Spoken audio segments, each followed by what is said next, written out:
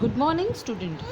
So yesterday we have seen about needs of the operating system, then the functions of operating system. So after that the next topic is the types of operating system. So this is the topic we are going to see now. Okay. So this is the types of operating system. The first type of operating system is a single user operating system. In single user operating system only one person is there and one computer will be there. The person will be using the computer. That is a single user operating system. Next type of operating system is your multi-program or multi-user operating system. Multi-user or multi-program means only one computer will be there, but more than two users will be sitting on that system and using that same CPU. So that is a multi-user operating system. Time sharing means same machine in a network is being shared by many people. Real time operating system means operating system which is matching to the real world. Whatever work we want to do in the real world, same work is being done by the operating system there. Next is a multi-processing operating system.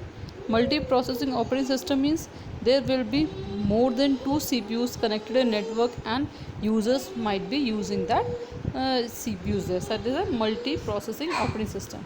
Next is a distributed operating system means they will be giving a fixed access to all the users.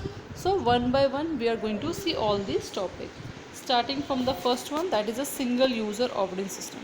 A single user operating system is a type of system that has been developed and designed to use on a computer. Means basically the first idea was a person can use the computer. That was the main idea behind when they created the system. It can be used on a similar devices and can has only one user at a time. It is the most common system used for the home computers. It is also used in office and other work environment. In this also there are two types of single user operating systems are there. That is single task and multitask.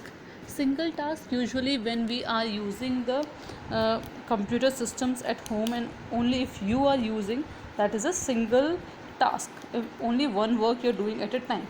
Whereas multitask means multiple work you might be doing. Let's say you're listening a song while you're typing something in MS Word. So that is multiple tasks are going on there. So that is the multitask operating system. Next is you will see in this single task one, an operating system that allows single user to perform only one task at a time is called single user single tasking operating system. Functions like printing a document, downloading images, etc. can perform only one at a time. An example, MS DOS Palm operating system. Here you can see only one task can done at a time. Let's say if you're calling, so only you can attend the call, you cannot do something else in your phone. So only one user is using at a time there. Whereas in the multi-user operating system, an operating system that allows a single user to perform more than one task at a time is called single user multitasking operating system. Example include Microsoft Word or Winchester operating system. Let's say when you are simultaneously painting on your system as well as you're listening a song or something else, so multiple tasks are being done on the same computer by the same user. That is the single user multitasking operating system. Next type of operating system is a multi-user or multi-program operating system. So is a computer operating system which allows multiple users to access single system with one operating system on it. So only one computer has been there which has been used by multiple users or for multiple programs they're using it. It is generally used on large mainframe computers. The example is Linux, Unix, Windows 2000. So these are the examples of your multi-user or multi-program operating system. You can just observe over here, in a multi-user operating system, different users connected at different terminals can access and these users through the network. You can see with the help of an example, only one CPU has been there, but 6 monitors have been connected to that same user. If you have observed in our lab also, one CPU has been connected to 5 monitors. So there also we are using the multi-user or multi-program, where only one CPU is being connected to more than two computer, so that creates a multi-user or multi-program operating system. Next is a time sharing operating system. So in time sharing, each task is given some time to execute so that all the tasks work smoothly. What is happening here? See, if CPU take too much time for one process, so other process might be getting delayed. And if I've given a command for printing and it's taking too much time for accepting that command, and then I want to do something in the word, I want to write a letter, because CPU is just busy for printing the document or the pages, he he kept me holding. I cannot write something on the MS Word. So it should not happen. That's why this time sharing operating system is there, where each process have given a time, fixed time, and based on that time the users can do the work. Each users get a time of CPU as they use single system. These systems are also known as multitasking system. So you can see in the example there are multiple users using the same CPU. So at a time only one user is been active, others are been kept on hold till one work is not done. Means a fixed time is not over, CPU will not take other users work. So like on in a circle, it move on and fulfill all the user requirements. So in this, the task can be from single user or from different users also. The time that each task takes to execute is called quantum. After this time interval is over, operating system switches to the next task. So you can see in the example over here, if the CPU is just busy with the user number 5 and user number 6 wants to use it, so as the time of 5 is finished, then if his work is not completed still, the CPU will move on to the user number 6. After taking all other users, then he will come back to user number 5, whatever work was remaining to fulfill that work. That is the time sharing operating system. In this you can just see with the help of this example also what is actually happening in a task. Means when a job is been given for a process, it gets ready, means it becomes like an active one. It will get ready for execution, and when it is executing, that means it's running. If something happens, means time delay has been there, so it will be sent into the wait. If he want operating system wants something from the input output devices, so he will keep on the wait, and it will be blocked for some time. If the input output requirement is finished, then again it will be ready, and then it's ready for the execution. If times come, then it will be running. If time slice is over, then again it will go on the ready mode, and if everything goes smoothly, everything is done, then it will be terminated and the process will be finished. It will move on to the next user. Like this it goes on for each process in the CPU. Okay, the examples of the time sharing operating system is your Multics or the Unix, etc. Next is a real time operating system. In the real time operating system, these types of operating system serves the real time system. The time interval required to process and respond to input is very small. This time interval is called the response time. So usually they have given a fixed amount time, and that response time is also very small in the real time operating system. The real time systems are used when there are time requirement for very strict, like missile system, air traffic and control system, robots, etc. So here the time response is very less. That time we will be using this operating system, that is real time system. The examples of operating system is your scientific experiment, medical imaging systems, industrial control system, weapon systems, robots, air traffic control system, etc. These are the example where we actually use the real time operating system. So in this, just whatever has been needed as exact time, that will fulfill with the help of this real time operating system. Next is a multi-processing operating system. Here two or more central or CPUs control the functions of the computer Each CPU contains a copy of the operating system, and these copies communicate with one another to coordinate the operation. So here we'll be having multiple CPUs which have been connected with the help of network, and the operating system will be coordinating with each other to fulfill the work to be done. The use of multiple processor allows the computer to perform calculation faster, since task is been divided between the processor. Because we have multiple processor, so what we are doing, we are dividing the work between all the processor. After the work is done, we will reassemble the work, and the complete work will be shown on the screen. That is why here the work is done faster. Multiprocessor or parallel systems are increasing in importance nowadays. These systems have multiple processors working in a parallel that shares the computer clock, memory, bus, and all the external devices to each other, so that their work can be done smoothly and fastly without affecting the requirement of the user there. With the help of this example, you can see over here, they will be having, in this diagram we having the three CPUs are in there, and one memory has been shared by all three. Okay, so and they're dividing the work. So user, what they the CPU will be doing all his work and his work, and at last they'll save in the same memory, so the user can easily see the complete work at a time.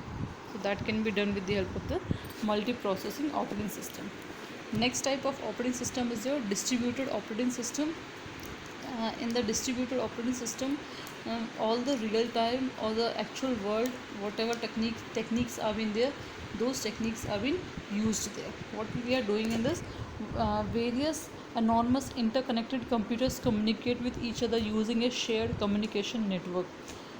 In this, what is happening means, we'll be having so many systems which have been connected to each other, and each can easily exchange their resources. If it is not compulsory that if some file is not in your system but they have been connected in network, with the distributed operating system they can easily share without copying in his CPU. Still the information can be shared because they have been connected in a network there.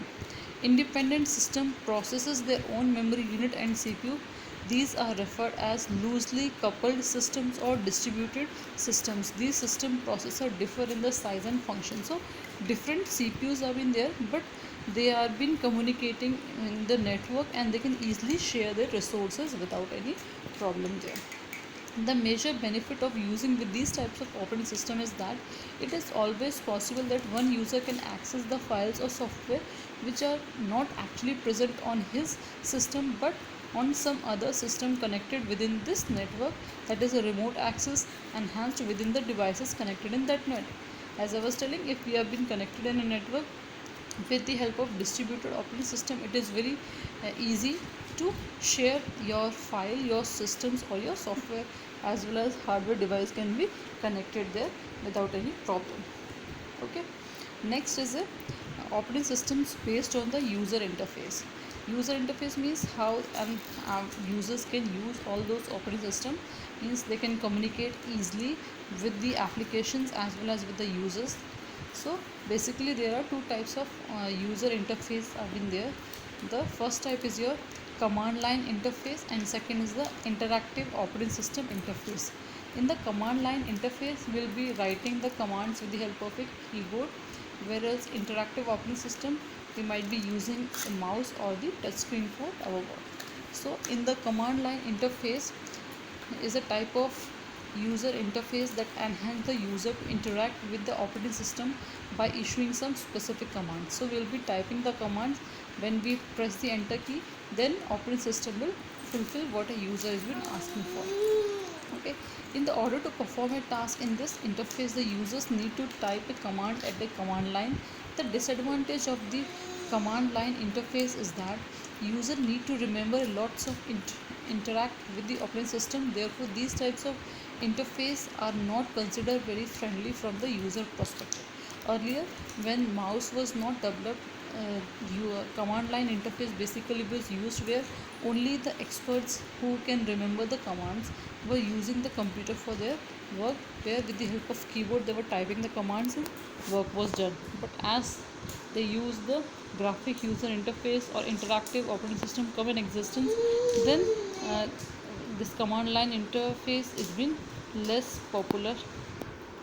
The examples of the command line interface is your MS-DOS or Linux terminal. So these are the examples of the command line interface. Next comes the interactive operating system. As I told you, there will be a graphical user interface or touchscreen interface.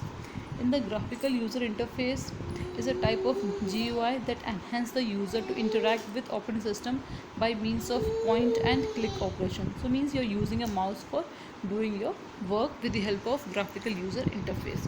It contains several icons representing physical representation of the object such as file, directory or devices. If nowadays we are using this GUI only, where with the help of icons, double clicking, we are easily opening our file and folders. So that is only possible because of the graphical user interface. You don't need to type the command, but just with the help of pointing and clicking on that, you are able to fulfill your work.